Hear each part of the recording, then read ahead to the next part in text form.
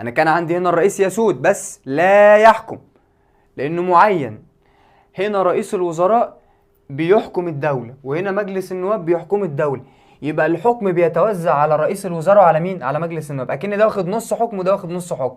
طب هنا في مشكلة، لما ده يكون معاه نص حكم وده نص حكم، هنا بقى مين اللي يفصل ما بين الاتنين؟ اقولها كمان مرة ولا ايه؟ الدستور.